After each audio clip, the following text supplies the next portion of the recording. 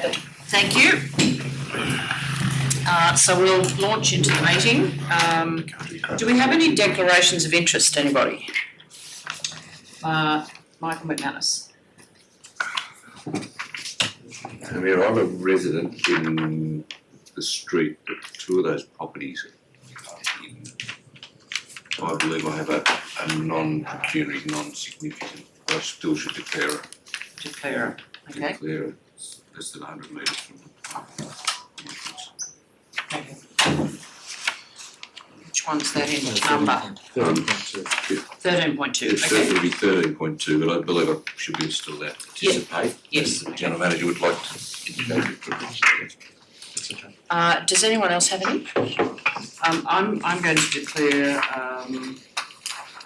non-pecuniary, but significant in relation to 13.1 and 13.3.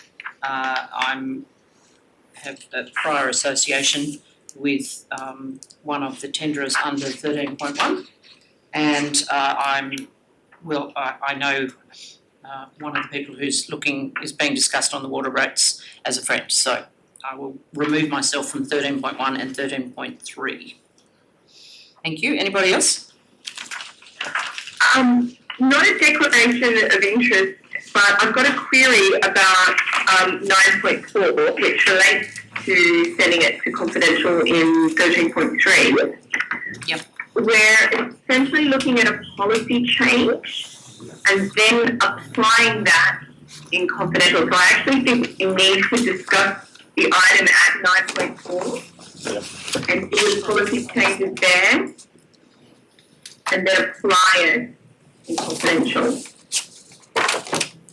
I'll seek direction from the. We Can do it that way. We can do it that way, although the papers won't reflect that. What we'll probably have to do for the minutes is indicate which section is of the reporting closed is able to be put into the open part of the minutes. Yeah, I'd concur. It's a sensible thing to do. Okay. We'll attempt to negotiate that when we get to 9.4 then. Good luck. Thank you. Does anyone else have any conflicts? Okay. Thank you. We'll move on to minutes of the ordinary council meeting on the 26th of May. If I could have a mover and seconder. Councillor Turner, Councillor Reid, thank you very much. Any questions anybody had? I think anything follow-ups are either coming in council papers, so. All right, in that case, all those in favour? Thank you. That's everyone. Aye. I'm assuming that both of Jasmine and Yeah, that was an aye. yeah, well, aye and aye. Okay, thank you. Okay, moving on to Merriman, there isn't one at this stage. Director of Planning and Environment's reports, there's only two, so we'll just take them one at a time. 6.1 draft heavy haulage development contributions plan. There was no changes or suggested changes to that one after Monday, were there? I don't believe. Okay. Do I have someone who would like to move that motion? Yeah, I'll have that. Councillor Frost and Councillor Reid, thank you. Questions, anybody? Anyone to speak for or against Councillor Frost? Just ask the director, if I may. The papers don't really give a good indication about how significant change this is, and I'm just wondering whether the director could give an indication, maybe using some examples from the past about the change from the old haulage plan to the new one and how much difference it actually makes in terms of funds a month. I can do that.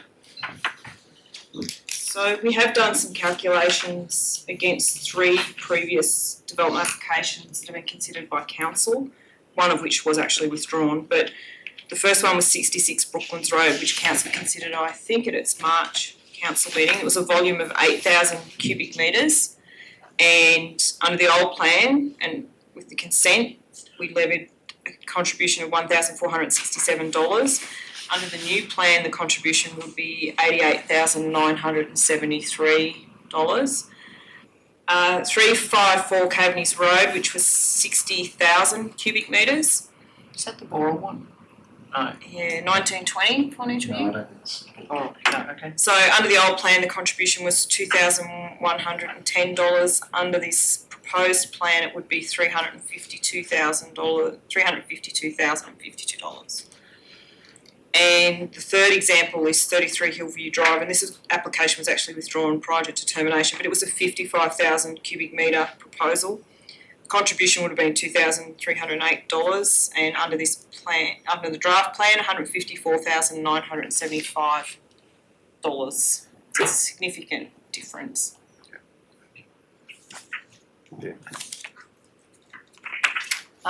Anybody else wish to speak for or against or a question? Councillor Harker. Question. Thank you, Madam Mayor. In terms of looking at this policy in conjunction with what other councils, in similar situations to us, just given it is such a significant increase, just was there much comparison between what other councils are actually looking at in terms of their rate? I think it's a fairly localised rate. I don't know if there's a lot of councils that have these types of contributions plans, and there's no real set methodology. So essentially we looked at our road costs to construct roads, didn't we? And then maybe So it's based on, so every road has a life based on either a 20-year life, because that's how long it takes a road to fall apart, or a number of vehicles that travel over it. And they're classed in, you can see in the policy, as equivalent standard axles. So light vehicles have very little damage on sealed roads and dirt roads to that extent, but heavy vehicles do. And so the idea of this policy is a road is designed for a certain number of heavy vehicles to travel over it, or a certain annual life. And so what this does is says the life of the road may be 2 million heavy vehicle axles. You're going to put 90,000 axles over that. So of that 2 million, for what it costs for the life of that road, you're going to pay 90,000 worth of that.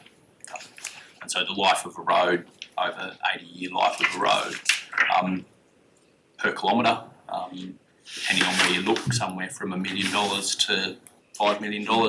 But the life of the road is also very different. So if it's $5 million for the life of the road, you'll probably get 10 million standard axles over it, whereas a cheaper road, you'll only get 1 million or 2 million standard axles over it. So it's a policy based on that, and it basically sets that out and then works from that. So if you're going to put a lot of heavy axles over a road that's not designed for it really, you'll pay more than if you put a lot of heavy axles down one of the roads that's actually designed to take more. Thanks. Any other questions or issues? Councillor Frost. I'll close Close it out. Thank you. Okay. Thank you, Madam Mayor. Madam Mayor, could I just congratulate staff on this, because I think this is an excellent, a really, really good policy. I know it's been a long time coming. But this policy, the significance of the amounts of money that we were talking about on those three things, we're talking in the hundreds of thousands of dollars in terms of, and what it reflects is there are hundreds of thousands of dollars have been used on our roads for these sort of activities that have been paid for by the ordinary ratepayer. And with this policy, we're no longer going to be subsidising them. And that's really what it comes down to. We're no longer subsidising the transport of heavy amounts of material, no matter where they come from, onto these properties. And in particular, when you take with the next item where we're talking about landfill from Canberra, it means we will no longer be subsidising the transport of landfill from the ACT into our shire and onto our roads, or certainly not over our roads. And to me, that's a significant step forward. Is this going to be perfect? No, I don't think it is, because I think there's going to be an awful lot of trouble trying in enforcement. There's going to be an awful lot of trouble with people deciding that they would rather ignore it rather than do it, and it's going to be difficult. But it's a really good first step, and could I just, as I say, commend all the staff that have worked on this, because I think it's probably been right across the council staff, right across all the divisions, and I think they've done an excellent job, and that's why I'm really pleased to be able to be associated with it. And as I say, I'm really pleased that finally, and I don't know how long Councillor Burgess and Councillor Mann have seen this happening for 25 years. I've seen it for 13 years. And to at least be sort of putting this up so that at least start to be putting in a better policy, I think is really great. So thank you, and I commend the policy. Okay, all those in favour? Thank you. Aye. Thank you. That's The twins. everyone. 6.2, draft filling policy. Again, I need mover and second if I may have. Councillor Reid, thank you, and Councillor Parker, thank you. Does anyone have any wish to speak for or against the filling policy? Okay, in that case, all those in favour? That's everyone. Aye. Thank you. Aye. And we'll move on to the Director of Infrastructure and Assets report. Again, there's three, so I'll just take them one at a time. Safety concerns, Stephen Street, Binalong. The recommendation is that we don't go any further. There has been contact with the residents who are against the idea of closing the road. Not that we're desperately surprised. Are you moving, Councillor Frost? Never thought that. Councillor Turner, Right. thank you. Moved and seconded. You wish to speak to Councillor Frost? Could I just briefly, Madam Mayor, could I just, through you, could I just ask the staff, the answer accords with my understanding and my conversations that I've had with people at Binalong, it's exactly that. But I must say that there is no, that we don't have much of that evidence in the papers. So could the Director perhaps just tell us where the information came from that's behind this decision in terms of the community consultation? So the community consultation happened in a couple of ways. It was published in the news, it was published on our website. The GM and the council received a couple of emails about it, but the main consultation was done at the community. Make sure I get the right name because they all have different names. They're both at the Binalong Progress Association meeting held on the 13th of October, where the proposal was put to quite a large meeting of residents, and it was unanimous that the road shouldn't be closed while we were there. They did wish to continue to look at the safety concerns there, and so one of the recommendations I think there was to put in for a speed camera, which I think most of the residents probably have by now, and we're continuing to liaise with Transport for New South Wales as to other methods as well as they requested us to. But we're not going to progress safety barriers any further. Okay, any other questions? If I may, I'll put the recommendation. All those in favour? Thank you, that's everyone. Moving to Illawong Road, partial road closure. Again, there's a recommendation here in front of you. Do I have a mover and seconder for that one? Councillor Turner, Councillor Burgess, thank you. It's just fixing an anomaly. Sorry, I've got Councillor McManus and Councillor Frost. Councillor McManus? That would have been done last century. Should have been. Would have been. Wouldn't the RMS have done the compensation payment at the time? Because they can't just take land to build a road. That was, that's the old DMR. My understanding is they didn't take land to build the road, they just built the road. Must have had an agreement. Not necessarily. We've got, right across the LGA, we have roads that are actually outside of the designated road reserve. Which we've done. No, which DMR's done. Historically, over, in some cases, landowners made the road, because we weren't actually building those roads. So there's a combination of and we didn't build this one, this was DMR. No, this is what I understand is that we didn't build this particular section of road, but it is actually outside of the road reserve. Through our standard negotiations, what we do is that we close the road reserve that is not used in exchange for a road reserve to be created over the as constructed alignment, and the compensation is that we do all the paperwork on That's it. That's it, yeah. So it doesn't, it's more of an administrative procedure to legalise the as constructed form of the road, that's all. How about when Henderson's Lane? How about when Henderson's Lane meets the highway? Is that the same situation? the highway, a lot of the land along the highways are actually have been invested in council as council land, not road reserve. So we have the travelling lane on the roads is usually RMS, and then we have the verge areas, which is often given over to council. And we've had some issues there where people have been trying to get access over our land to get onto the RMS road. So you're sure you're confident that's the triangle, pardon me, Madam Mayor, you're sure confident that's the triangle at the top of the drawing with? We can double check on it, but that's quite possible that could be actually dedicated to council. Council already, Yeah. right. Councillor Frost, I think did you have a question on that? Was really, I think, You just I come was really only asking for clarification, just a statement about what this was actually about, but I think we probably got that through the answered that. last one. Thank you. If there's no other speakers for or against, I'll put the motion as it is. All those in favour? Aye. Thank you. I think that's everyone. Sorry, can I just confirm the wording of the motion? This is the Illawong partial road closure. It's as it is in your sorry. papers.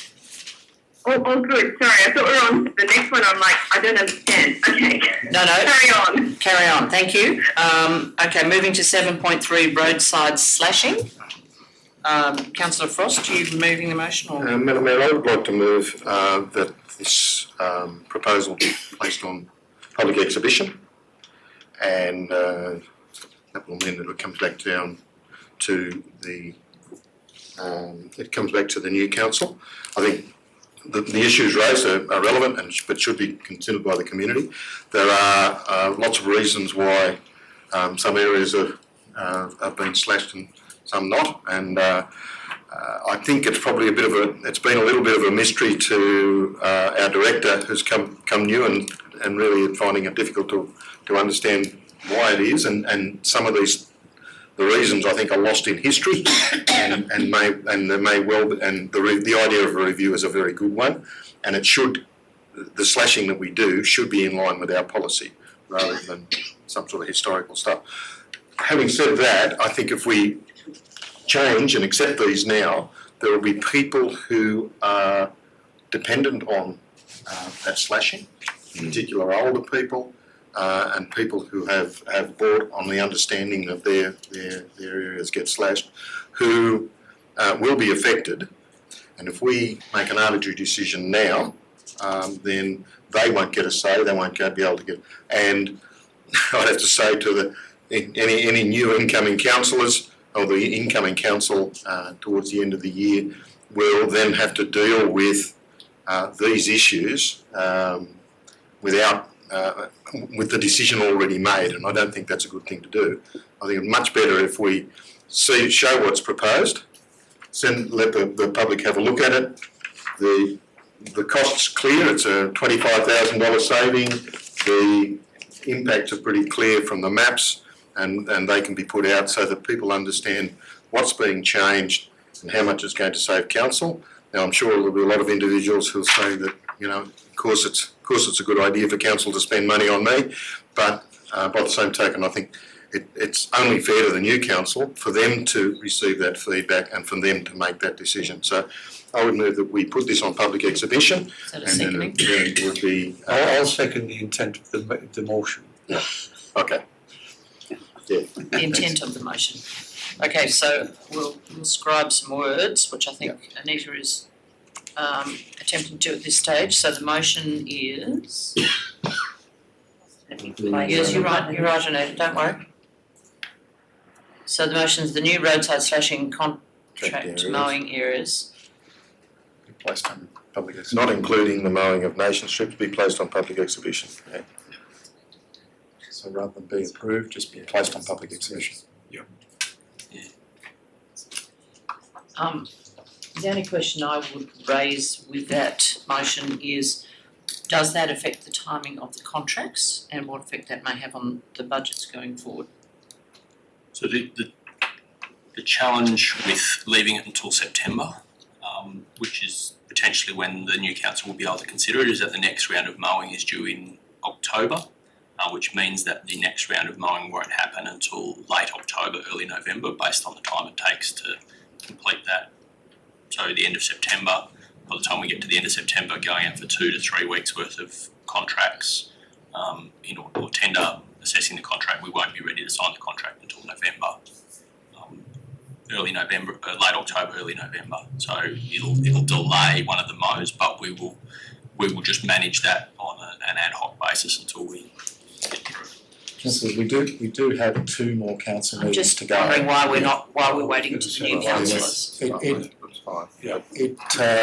The worst case scenario would be it could come to the August council meeting if we can get the consultation done. Arguably, we're in caretaker mode, but really at the end of the day, this is an operational clarification. So I think you should be relatively safe if you went to the August council meeting. I would be able to support it on that basis personally, but Councillor Harker, did you have the Exact the same question? Okay, thank you. So if the movers and seconders were prepared to say it goes on public exhibition and comes back to the August meeting, We don't control when it comes back, so if it just okay, as it is. right, we'll leave it. But on the understanding that we will be aiming to do that, because I don't want to see, whatever the decision is, whether we reduce it or we don't reduce it, I don't want to see that delaying the actual operational works. Anybody else want to speak for or against it? I'm just opposed to the reduction, Madam Mayor, under any circumstance. A lot of this mowing is undertaken in that pre-Christmas mow. A lot of it was done historically for particularly along the main road at Bynalong, and the back of Gundaroo, when we took over gunning all in there. A lot of it was done for other reasons other than aesthetics and looking after the villages. So I'd be opposed to any reduction in that type of roadside slashing. Well, then I can strongly suggest that everybody mentions that to people who are going to be affected by this in the villages and let them have a good look at it. So can we also, when we do public consultation, can we send it to the community groups, like groups at Bynalong who actually do assist with mowing around the reserve, footy grounds? Opposed to bounding. So that those are, so it's not just on public exhibition, but we actually directly approach Send it those to the groups. progress groups to Those direct that are directly facilitate affected, into the because this community. is a significant impact, possibly not on some of those roads around the edges of Yass, but certainly Bynalong, bounding, we've already got problems with roadside slashing. So a further reduction would not be helpful. So, Can I ask a question? yes, Councillor Jones. Oh, thank you. I just wanted to ask an operational question. Is there any other policy which we look at in tandem with this to determine fire hazard risk and flash, or do we look at this policy as a standalone reason for flashing? Through you, Madam Mayor, we are not the authority that determines whether there's a fire hazard or not. So if usually what happens with long grass, if the fire, the RFS or the fire brigade says there's a fire hazard, then it's a fire hazard because they're experts in that area. We're not necessarily experts on fire hazards, but if we do get complaints, we generally contact the fire authorities to ask them the question of whether they determine it's a hazard or not. Okay, I guess the question I'm asking is, because some of these items are probably around our own assets, like just as a farmer does slashing to prevent bushfire risk on their own property, we would need to do due diligence too. Do you have any other document which is guiding this slashing for that reason? Because I'm just trying to pick up on what Councillor McManus said, that we do this traditionally because of fire hazards, but unless we've got a document which says, well, we're protecting our assets or the community assets, then we may need a policy or we may need to adjust the policy.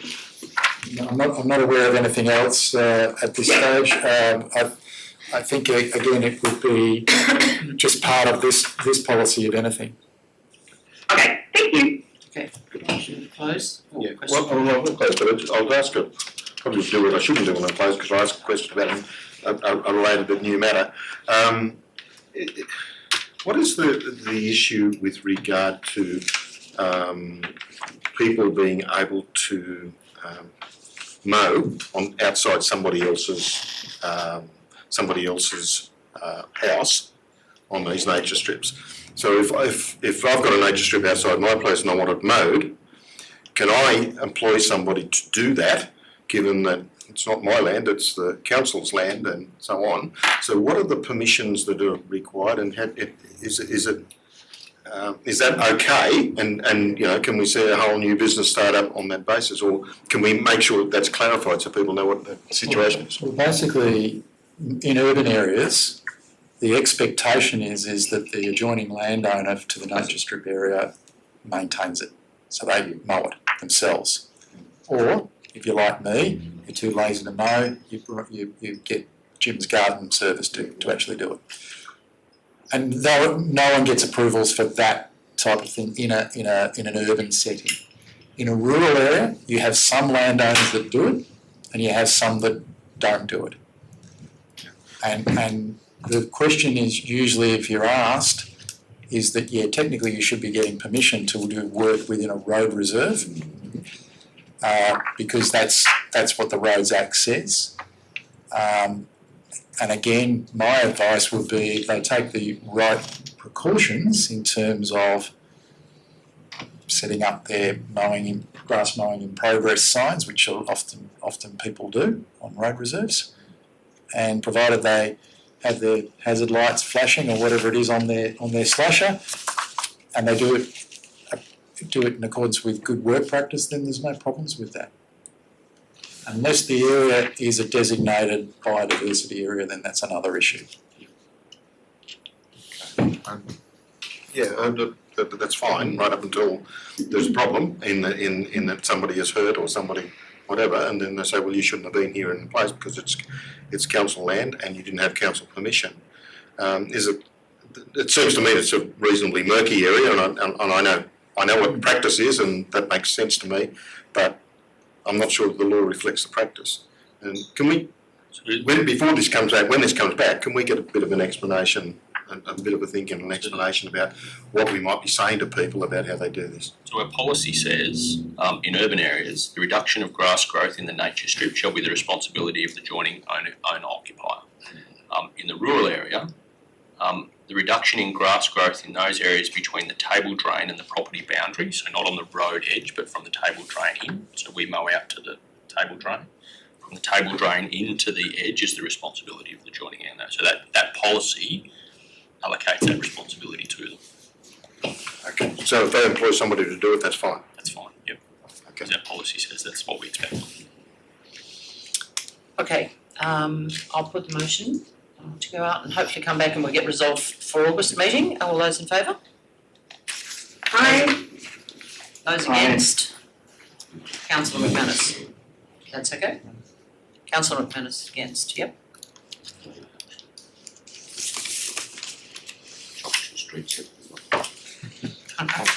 Okay, so moving to the Director of Corporate and Community Reports. 8.1, the draft operational plan, including making of rates.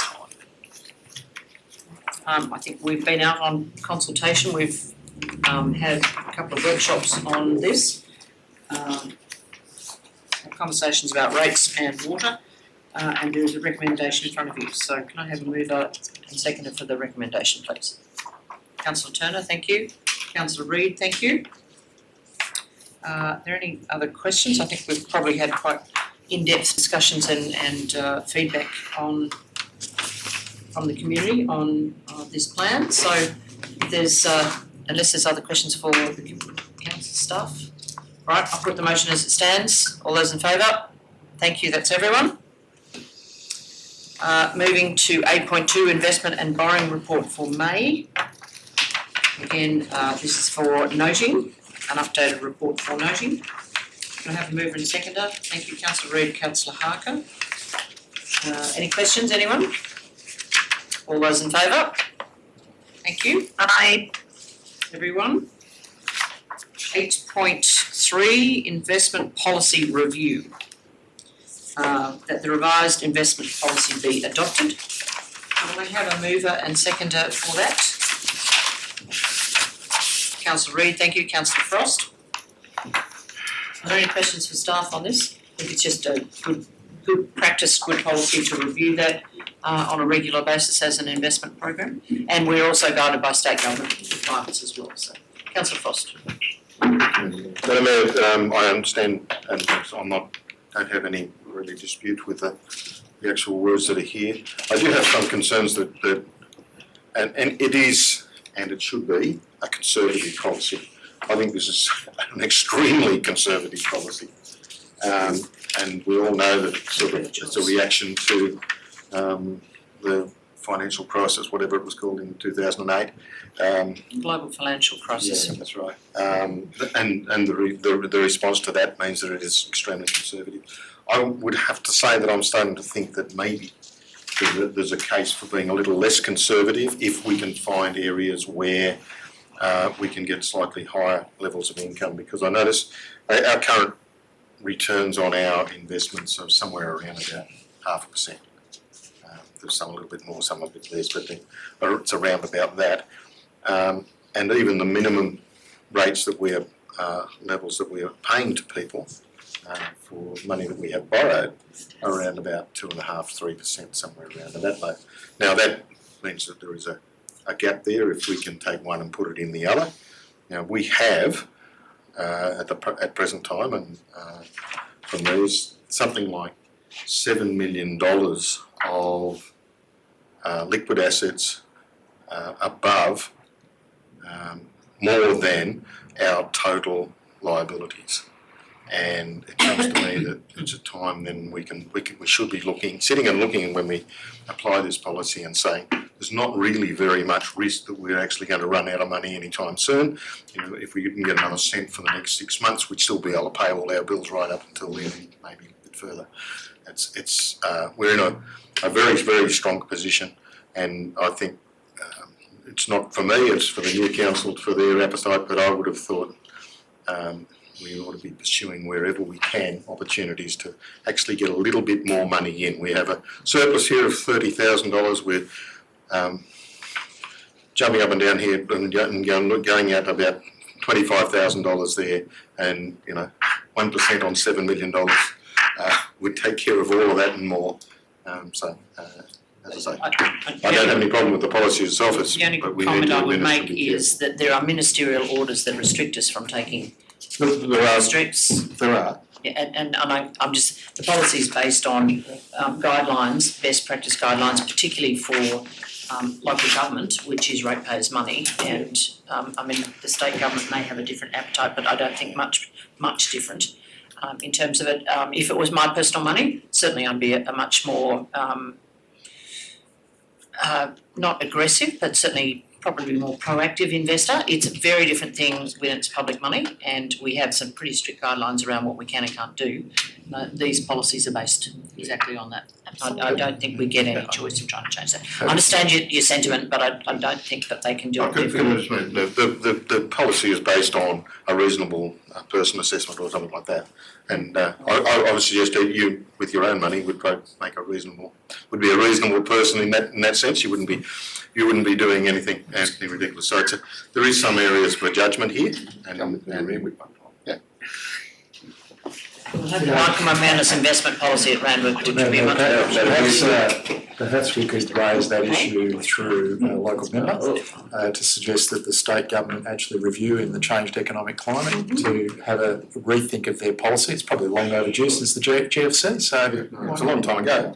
I'm very happy with the Conservative policy. I think council is not in the business of making money with money. We're actually in the business of income we get, we spend on ratepayers' needs. We shouldn't lose money, and the moment you start playing the risk game, you're exposing yourself to losing money. If you're just ticking over your money, maintaining it with present rate of inflation, which is at the moment Reserve Bank saying it's less than 1 or 1.5%, we're getting 0.5% on our investment That's the level of risk that this room should be considering. The moment we start trying to make money, playing money games with money, is when we'll get a come unstuck. As someone that went through that previous event where we had general managers go, wow, we can borrow money to invest with these people and take a haircut on the way through. That's when it ended up in a complete shambles. It's a little bit tearful. It was very painful. So as far as I'm concerned, a conservative approach that actually doesn't lose money, maintains our equity and in this instance it talks about maintaining capital. I think for us it's by far the safest position to be in. It isn't very attractive, but it's safe. Okay, so at this stage, we've got the revised investment policy be adopted and the next council can review that as they choose, so. Yeah. All those in favour? Aye. Thank you, that's everyone. Moving to 8.4, the debt management policy review.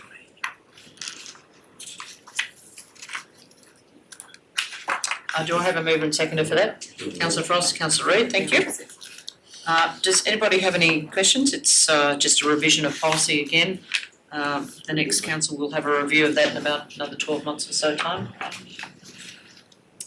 Okay, no questions. I'll put the recommendation as it stands. All those in favour?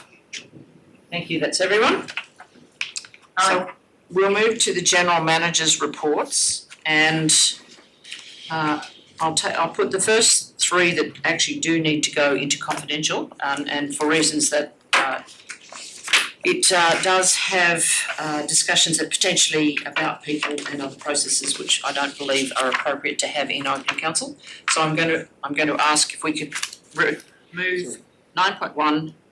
9.1 doesn't. No, sorry, 9.1, sorry. 9.2 and 9.3, if we could move those into confidential. I have a mover, Councillor Turner, thank you, Councillor Harker. All those in favour? Thank you. And then we'll go to 9.1, which is Murrumbateman Oz School Ground and Schoolhouse. I believe there was a review of the recommendation that was sent out for further conversation. Yeah. Just it had some additional points to it. I think we're just getting that up on the screen. So this is the alternate motion for us to discuss. So in this particular one, recommendations 1 and 2 remain the same, other than the spelling mistake in there, Councillor Reid. And part 3 of the new motion is indicating that we're supportive of a new school site for Murrumbateman community, but the submitted design doesn't seem to make adequate provision for some of the traffic issues, the bus pick-up and set-down issues, and the size of the playground. We need to emphasise the importance of having community access to school facilities outside of school hours, and that the applicant should be negotiating with Crown Lands to increase the size of their playground area footprint to allow some extra space for the 350 children that are likely to be enrolled in this school. So we just tried to add that so that we make a submission on the development application, because we're not dealing with the development application, is to make sure that we're on the public record of outlining some of our concerns with the shortcomings of the plan as they are in their present format. So I think, yes, Councillor Jones. Thank you, Madam Mayor. To support the motion, I do have a question in regards to the falling short on the playground and sporting areas for students. It's my understanding that the current infrastructure policy requires 10 square metres of space per student. So if it was 300 students in there, that's around 3,000. So I just can't see how that can be stacking up on that site. So I take it that the department is relying on the wraparound across the Barton Highway to taking the shortfall. Is that correct? well, they're not actually saying that at the moment, but that would be a reasonable conclusion to draw. And that would also raise concerns with us with the movement of children from across the Barton Highway. That's why we've suggested that adjoining Crown land that was the former school site in Murrumbateman be added, because it immediately adjoins this site. By adding it, we will get more play space for the children on their site without the need to depend on the rec area. Which I think has already been suggested to the Education Department on several occasions by staff and in sort of discussions. Does anyone else wish to speak? Oh, well, I need a mover and seconder, sorry, my apologies. Sorry, Councillor Reid, Councillor Jones. Yeah, over. Thank you. Thank you, yes, I was straight to an approval. I think there's been some reasonable discussions and obviously it's an ongoing discussion with council staff in relation to concerns over many of those issues that we keep raising with the Minister and their department. All those in favour? Thank you, that's everyone. If we go to 9.4 and with the suggestion from Councillor Jones that we actually look at trying to split it into, do we want to do it as 9.4A and then B? Or is it 9.4 and we, it's because it's. So we called for a report on the marginal cost of water. Yes. I think to record that report, that should probably form the basis of 9.4A, maybe. So we can adjust the policy and then apply the adjusted policy in confidential. Okay, I think I think the elements of the confidential report that are potential that can be considered in open would be certainly the opening paragraph that says that at the council meeting in May we adopted a revised policy which provides for staged payments and consistency in a time period. Next paragraph talks about the council deferred a decision on a particular request for further information on a marginal cost of supplying water. And then the next parts of the report, which talks about what the marginal cost is, what the methodology, how that methodology would apply on a theoretical amount of undetected water leakage. And the suggestion that rather than using marginal cost and determining the rebate, it may be simpler to have a cap on water bills. I think that part of that report could be dealt with in open session because it doesn't talk about any specific property. Our option appears to lend itself for dealing with in open session because it actually doesn't ask us to apply it to the assets through that policy. Councillor Harker? Thanks. Just a point of clarity, Madam Mayor. It's just if we are talking about that particular applicant, I think the Mayor and I declared a conflict of interest. Yep. So We're just trying to it's mentioned, but it's not mentioned, so it's a bit hard to. So what I'm trying to do is pull out the bits that are not about the specific Adjust property, about the adjust about the policy. policy. That's what I tried to read out by going through that report. So I think if you just focus on the policy, that's fine. And then when you come to deal with the particular request, then your declarations would apply and you would read the chamber. So, Madam Mayor, just as a counter, if I may speak. Yes. Just as a counter to that, the concern though that in our current context we have two items on the actual business papers, one referring to an instance and one referring to the policy itself. So the concern that I would raise is that considering they're both on the same business paper, that could pose an issue itself, depending on how it's dealt with. But of course, conflicts that are up to the individual councillor. But I just wanted to raise that this isn't that particular instance. Just as another thought, if it goes into confidential, the whole lot goes into confidential, but then when it's discussed, the policy part of it as well as the individual application, when we come back out into open, we basically bring that policy back out into open council and adopt the policy. Would that not be a cleaner way to do it? Yep, that's it. The reason why I'm advocating for us to deal with it in public session is that the alternate motion circulated yesterday allows us to debate freely on any hypothetical excess water application, because it's dealing strictly with the policy. And because we're about to change a policy, I think it's important that the debate is transparent.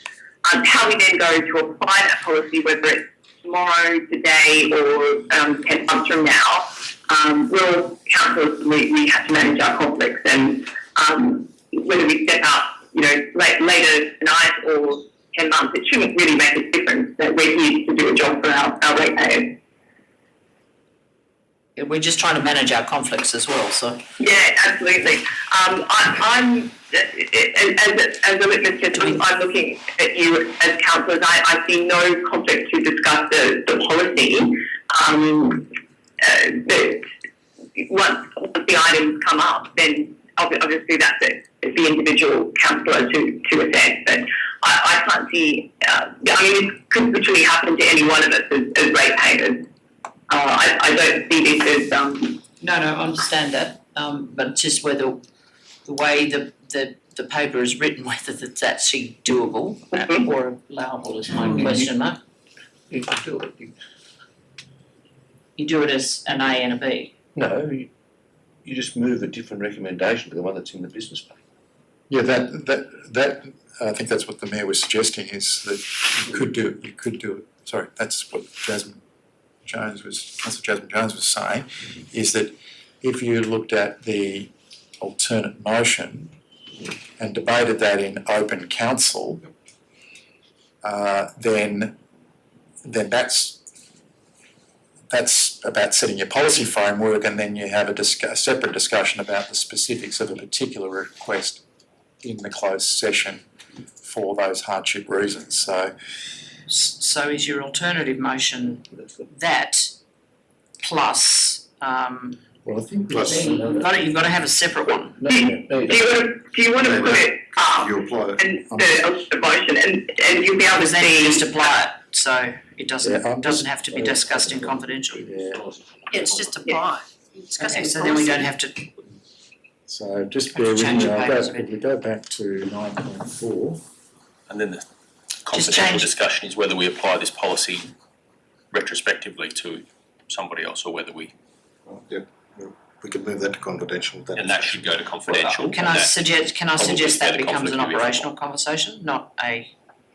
Yeah, I think that we actually extinguish the item in confidential by if we accept the alternate motion.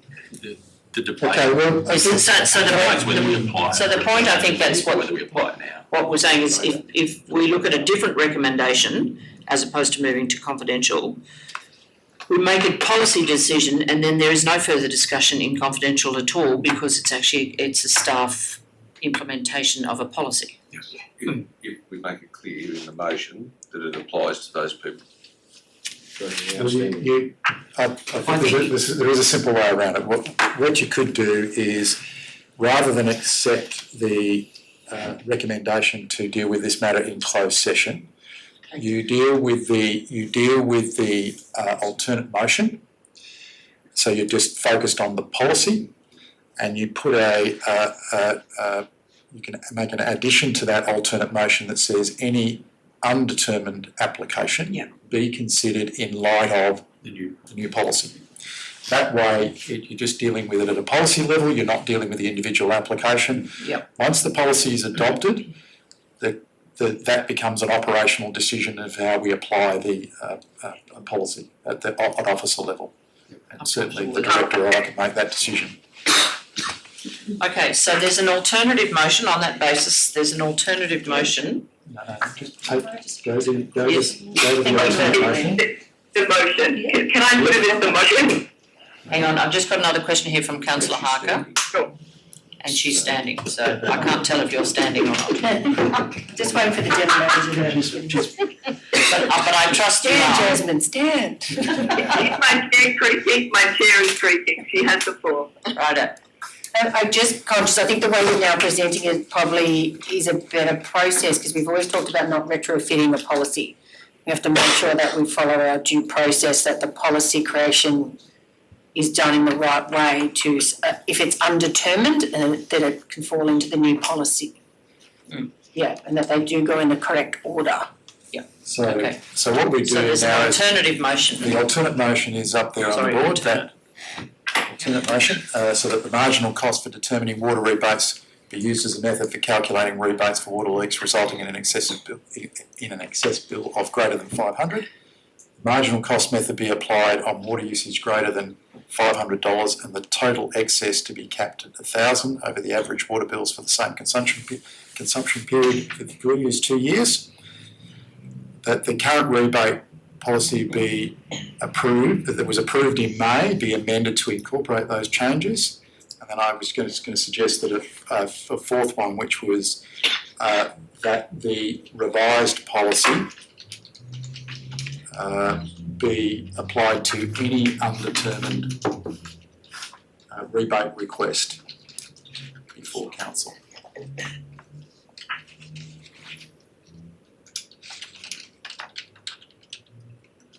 Just in undetermined rebate requests before council requests, Undo yes. No, yeah, the request is fine because if there's others, Take Take that. that out, yeah. Happy to move that. do I have a seconder for that? Councillor Reid, thank you. If I can speak to the motion. Yes, please, councillor Jones. Yes. It's just hard for me to tell when you're standing. If I stand, I'll go too far on the phone. The reason why I think this is a much better outcome is that I think this will do the most amount of good while still protecting council away from opportunistic applications. We still have the other elements of our policy, which I think is you get one shot at this in every 10 years, and then you're paying full freight. So it allows also for us to still apply the part where you get a professional plumber to state that this is a leak, and state that it's been fixed. So what we have to remember is that the applicant has already paid full freight on their regular bill, the amount that they would regularly pay. It's not like they're trying to get the marginal cost for their entire bill. They've already paid what everyone else is paying, and we're just applying this for what it might have cost for the rest of that day to get that water to them, electricity, chemicals, etc. And we're not counting the kind of infrastructure, maintenance and upgrades that we would normally incorporate into it. I think this is a clean way of doing it.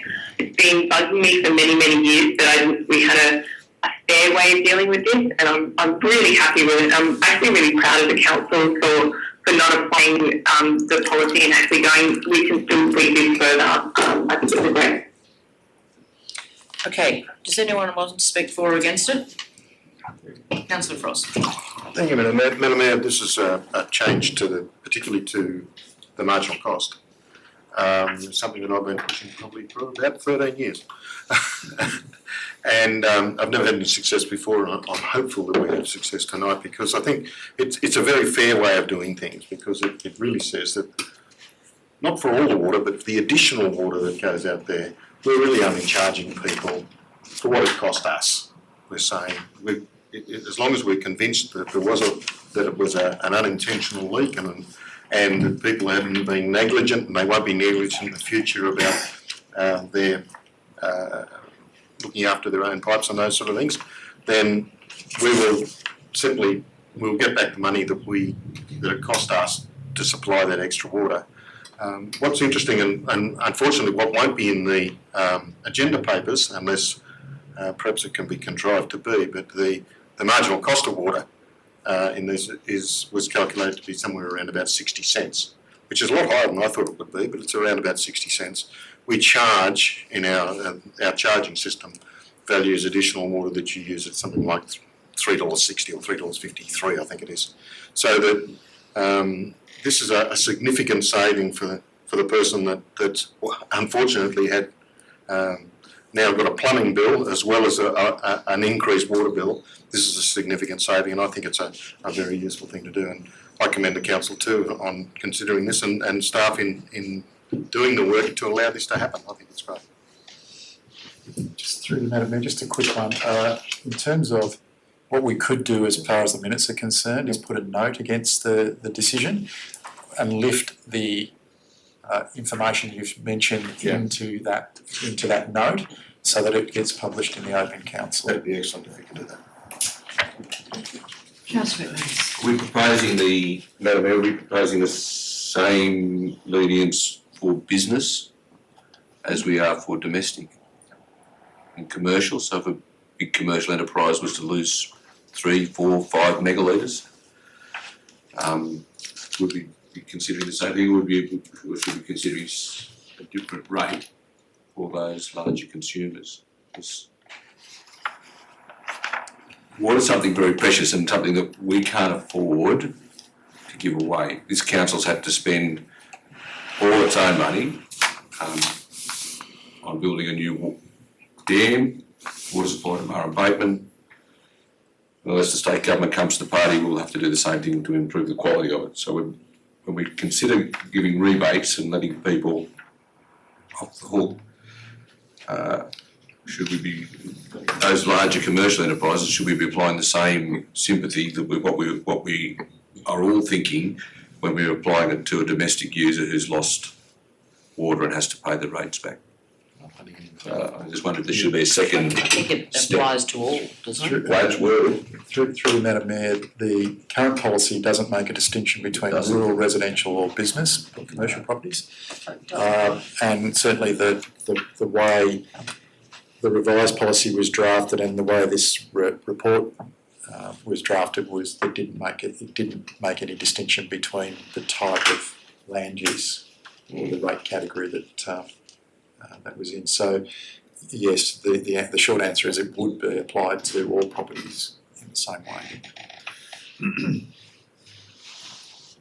A lot of free water. And it may have to be modified then if that occurs, but we haven't had many in the past. Anyway, points for consideration. Anyone else wish to speak for or against it? Commercials that lose the big amounts, not domestics. Yeah. Because we've got big pipes. Anybody else wish to speak for or against it? In that case, I'll put the motion as it stands, the alternate motion. It doesn't need to become, it is now the motion, because we've got a mover and second, so you just need to amend that, Anita, to the motion. All those in favour? All those against? Aye. Councillor McManus is against, no problem. 5-0. So no, it's Councillor McManus against and Councillor Furry as well. 7 turns. Right. Thank you. No problem. Because it should be the same. So no.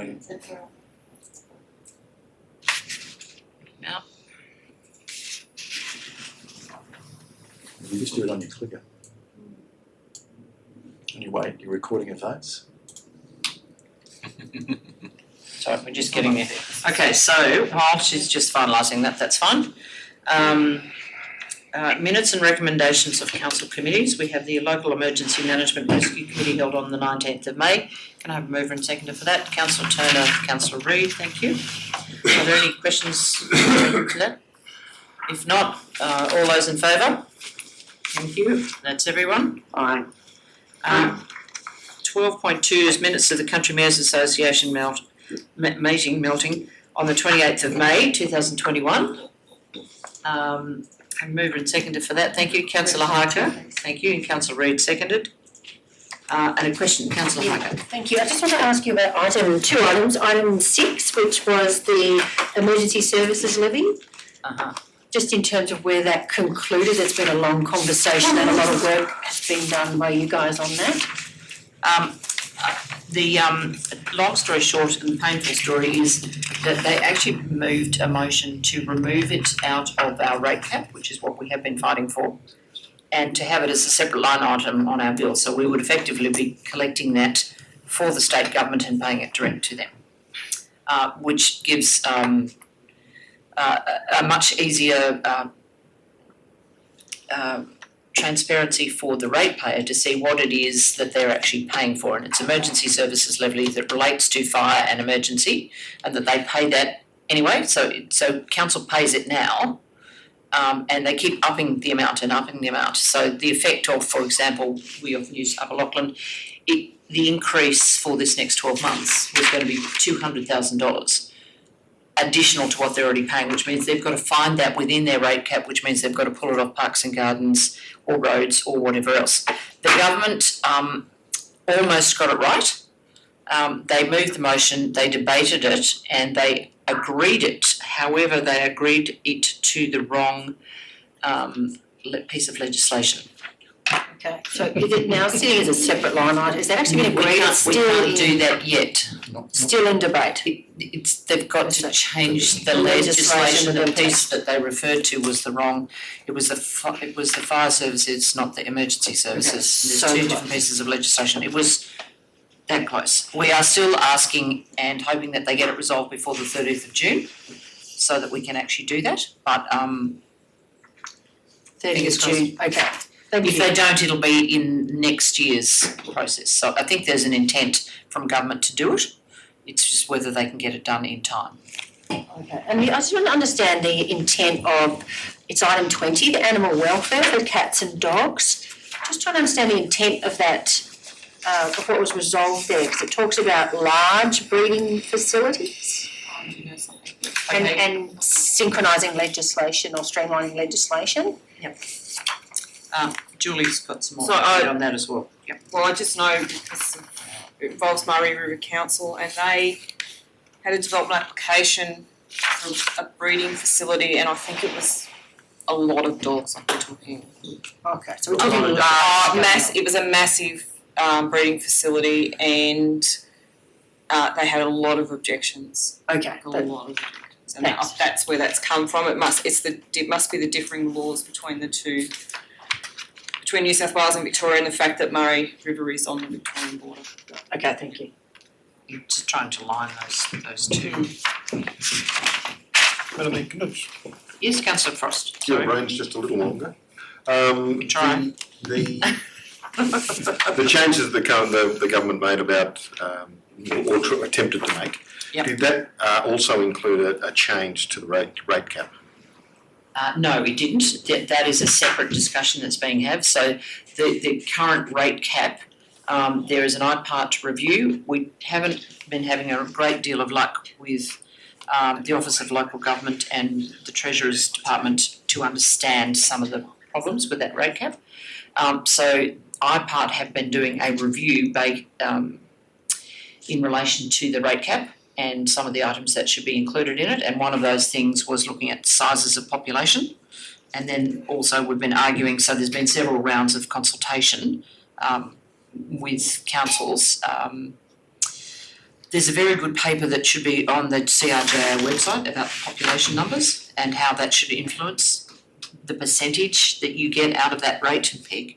The FAGS grants, we will get a share of the FAGS grants, so we should actually get more of that in part of that process. So sorry, that's FAGS grants, not mixing up the rate peg and the FAGS. They don't, no, the rate peg we're trying to get rid of, but My understanding though was that the levy was sort of part of the rate cap, and that, and correct me if I'm wrong, but my memory was that when we asked about, well, can it be on top of the rate cap, we were told, oh no, that was already considered in the determination of the rate cap, and therefore we'd have to wear the change within the whatever 1.8 or whatever it was. And that is correct at the So is moment. that still the case, and That is still are the they going to case. change it? That is still the case, and the intent is to try, they had a crack at trying to change it with everyone pretty much concurring that it was okay, but they got it to attach the approval to the wrong piece of legislation, so it cannot be enacted. So they're trying to get that through Parliament before the 30th of June so that we can actually uncouple it, which would be really good. In the meantime, the increases over the last 2 years have been paid for by the state government, and I don't know that they've necessarily agreed to, or they are still talking about whether they're going to actually pay the subsidy, the increase that they're asking for fire services. So both of those things are still in discussion. Hope that covers it. It'd be really nice to uncouple it and for that to be as a separate item. I think it gives a much better visibility for the community as well as to where some of their money is actually going on these issues. And the rest of it is actually the money that we have to spend in our council area on our council assets and facilities. So fingers crossed that they actually crack it before the 30th of June. We can only hope. A week. It's not much time, no. Time in government. That's right. I think you'll find that they're not thinking. 3 days ago, we had a good deputy prime minister. Yes, exactly. Sorry. Yes, you did. Oops, And sorry. it's live streamed. Okay, moving right along, so all those in favour? Thank you, Chair. All those in favour? Thank you. Oops. Yeah. All right, so we're actually now going to move into confidential, so if I can have a Just get mover that and second it into Buzzed confidential. out. Councillor Burgess, Councillor Reid, thank you. All those in favour?